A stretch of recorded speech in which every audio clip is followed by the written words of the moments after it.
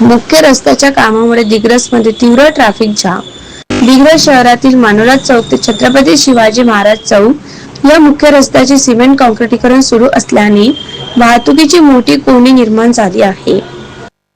रस्त्याच्या दुसऱ्या बाजूचा भाग खोदून ठेवण्यात आल्याने या अत्यंत वर्दळीच्या मार्गावर तासनतास ट्रॅफिक जाम होत असून नागरिकांना प्रचंड त्रास सहन करावा लागत आहे। मानोरा चौक व छत्रपती शिवाजी महाराज चौक हे शहरातील नेहमीच गजबजले चौक आहे। दिग्रस आर्मी मागे जाण्यासाठी तसेच दारवा मार्गे ये-जा करण्यासाठी हाच एकमेव प्रमुख रस्ता असल्याने वाहनांची संख्या मोठ्या प्रमाणात वाढते। परिणामी वाहतूक पूर्णतः विस्कळीत होत असून ती सुरळीत ठेवण्यात पोलीस प्रशासन अपयशी ठरत असल्याची चर्चा नागरिकात सुरू आहे। वाहनाच्या लांबच लांब रांगा, वारंवार होणारे अडथळे आणि नियोजन अभावी प्रवाशांचे मोठे हाल होत आहेत। या परिस्थितीमुळे एखादा मोठा अपघात घडण्याची भीती व्यक्त केली जात आहे।